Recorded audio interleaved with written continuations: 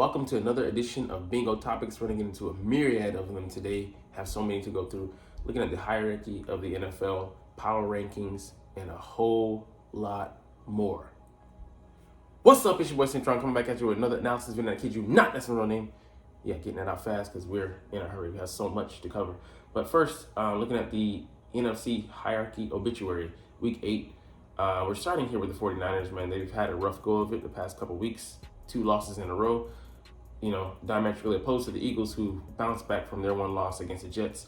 You know, it's Brock Purdy coming back down to earth. You know, people were singing his praises, but I'm not saying that he's ordinary, but I would say he's in between above average and average quarterback.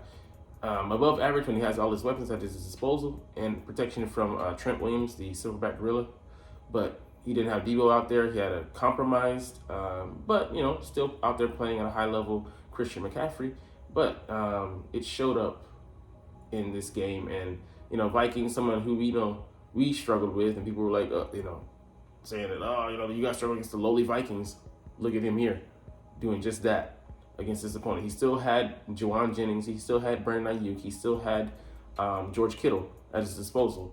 And this is the result that he was able to put up. You know, they picked him off twice. The ball fluttered on him on this one. So, you know, just an off-target throw. But you can see Kyle Shanahan on the sideline saying, he's wide open. All right. Consternation there. Trouble brewing. This one was just a bad throw, man. Yeah. He threw it right to the guy.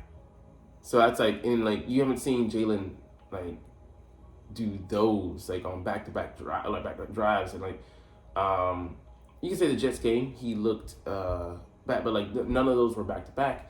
And then, you know, it's just one really bad decision, one, you know, where you can say, you know, you got to get that out of your hands, but not like this.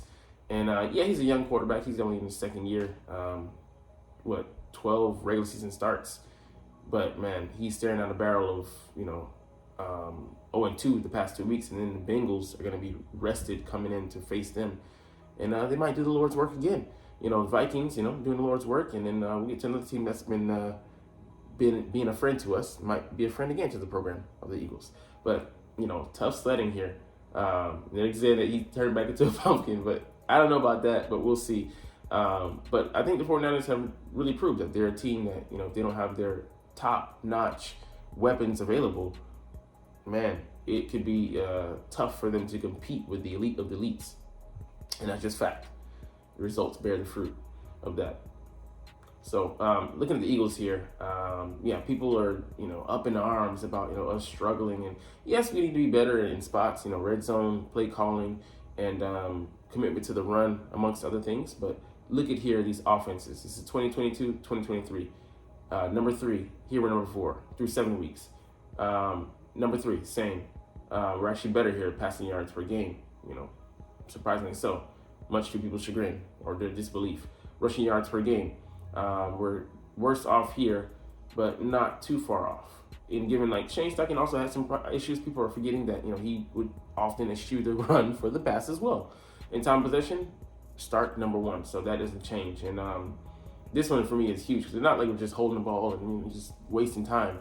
We're actually putting together, you know, long drives, you know, 15 play, sometimes 19 play drives, taking up at least 6 minutes, 7 minutes, sometimes 8 minutes, you know, or more. But, you know, the Eagles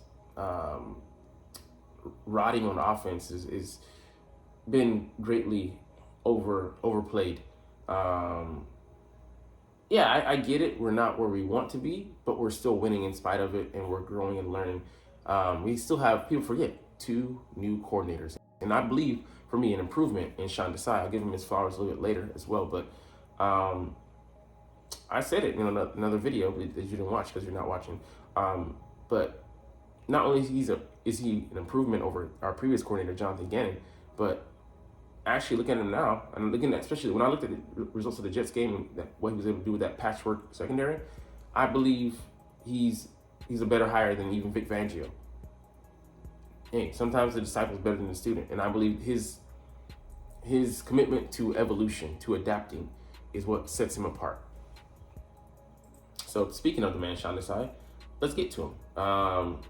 him adding Kevin Byard. So he talks about him adding experience. He has a wealth of a knowledge that he can, draw from and share with those guys. And yeah, we do have ESPN 30 for 30. We got, Bradbury, who's over 30. Or he's turning 30. He's going to be, or he's 29 now. He's going to be turning 30, or he's already 30. Slade, who's like 32 or 33. Now Kevin Byard, who's going to be 30, 31, and Brad Roby's 31. So, it's a lot. But I still think they're mostly, still with, closer to their prime than not. And Slade is still playing pretty well. He's still pretty damn athletic. Look at that pick he had last weekend. But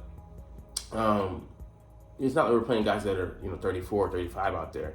These guys are still, making the highlight reel, flying around the field. Kevin Byard's had like, I think 100 plus starts, hasn't missed one, since I think maybe his rookie year. So we're not getting the all pro guy, I believe, but I think we're still getting maybe a Pro Bowl level, Pro Bowl caliber player. Eli Ricks, he's doing his work, and Sean Desai put him in positions to be successful.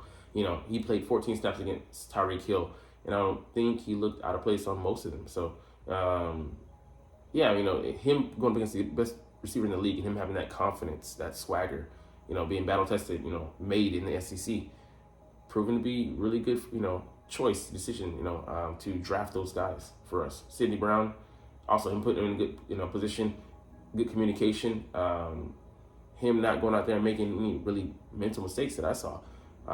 It's great. He's going to be relegated to a backseat, but he could maybe play in the nickel for us. So we'll see how that goes. But, man, that'll be great. I think, bigger body, different look, and a way to get him on the field and play an impact, and maybe play also that pseudo linebacker role as well, because he's a guy that, excels at hitting.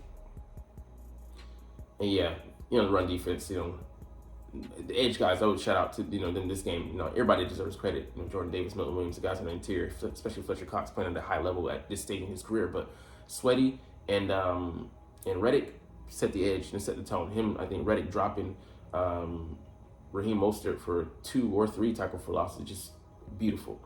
And then Zach Cunningham, he played more. He's saying here he's longer. I was surprised. I'm like, damn, Zach is out there instead of I don't know if it was N'Kobe or definitely it wasn't Morrow, because he's taking a back seat, relegated to subbing in for N'Kobe Dean. But yeah, man, it's he's like you said, I love it, matchup based, rotating guys in and out. So it just shows he's not stuck on just one guy, or stuck in like Jonathan Gannon. I would bemoan being stuck in those only 4-man fronts and him really blitzing, because I don't think it's something that he was good at calling or comfortable at a comfort level. Wasn't able to build up a comfort level. So. And that's on him. He's a coordinator. Got to get it done. But, man, I just love what I'm seeing from Sean Desai, the way he's calling the game, the way he's putting our players in positions to be successful, and adapting. He's going, making halftime adjustments and, adjustments in game. Now it's happening quicker.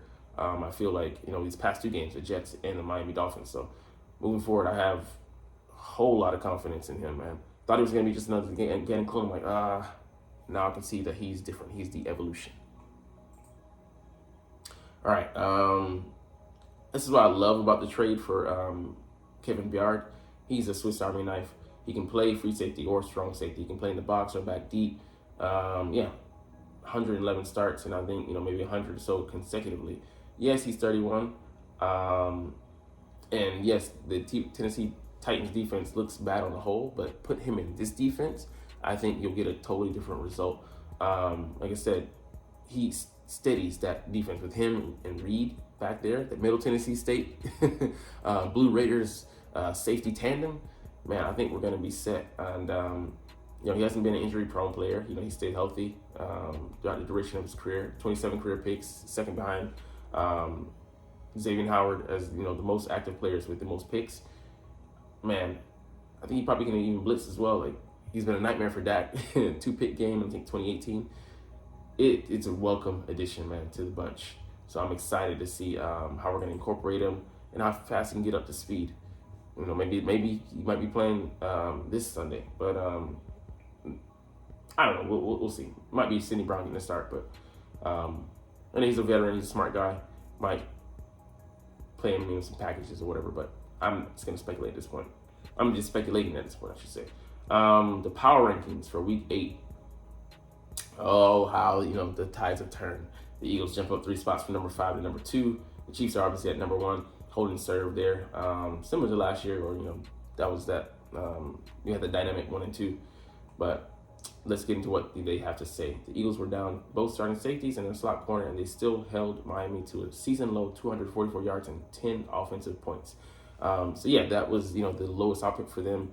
I think we did even better in some regards, if not overall, than the Bills Mafia and holding them to those stats. And yeah, man, it just goes to show, for me, I really started believing when I saw the Jets game, us being down, only having James Bradbury remaining in the secondary, other starting corner, he didn't play the game, and then replacement for the safety went out,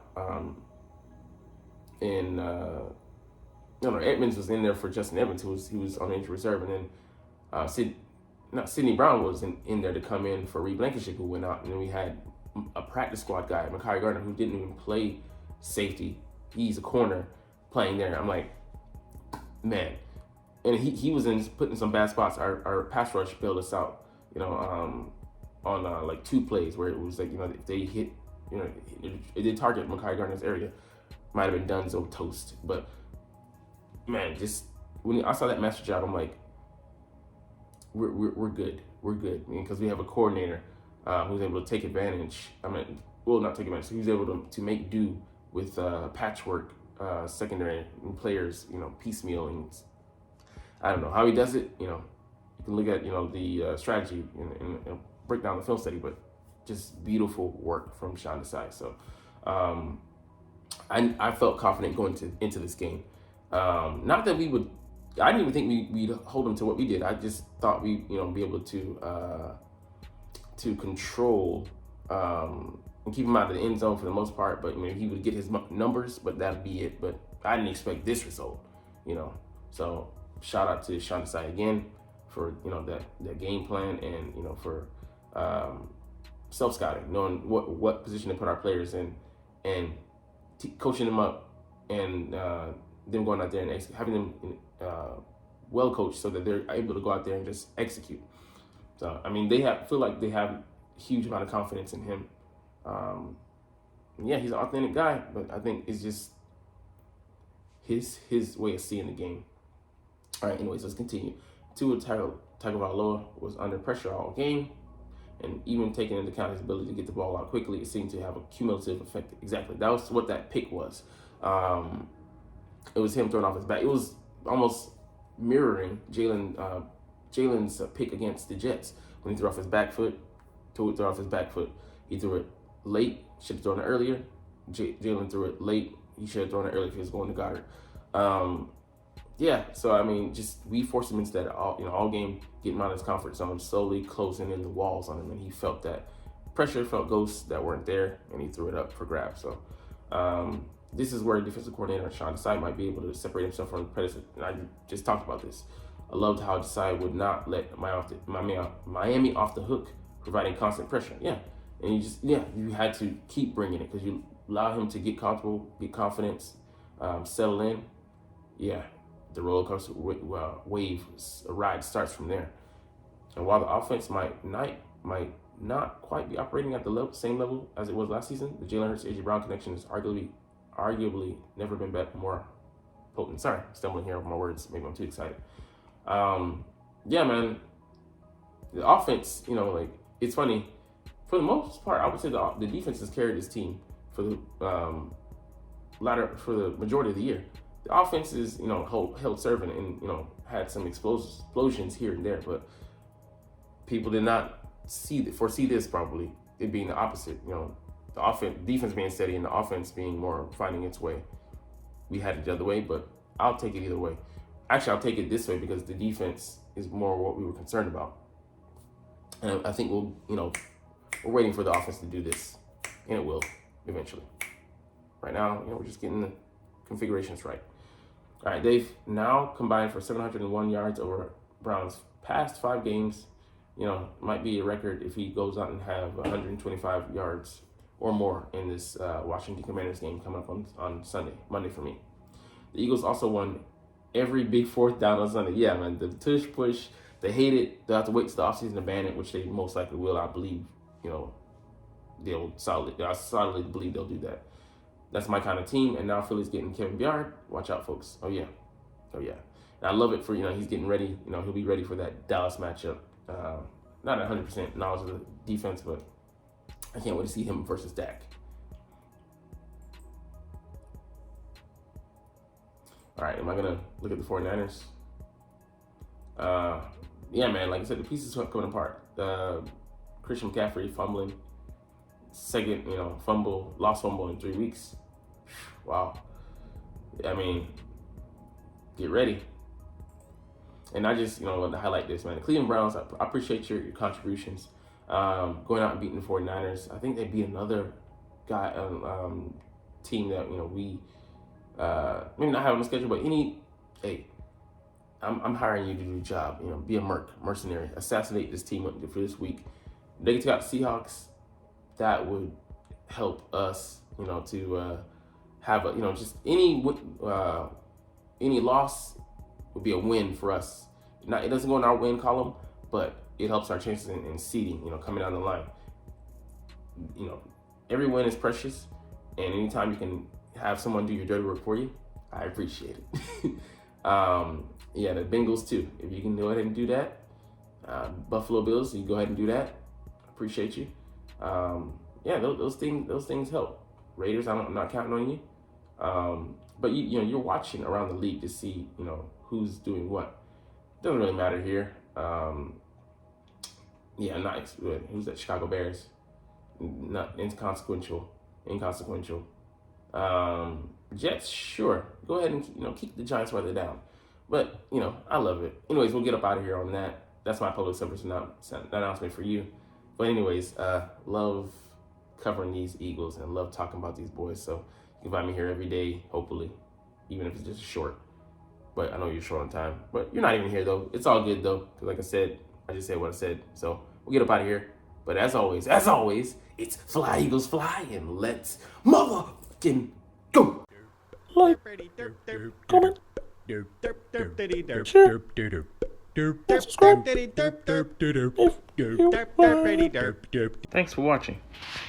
Check me out at Cintron Anime, Cintron Life, or Cintron Laughs, or other social media.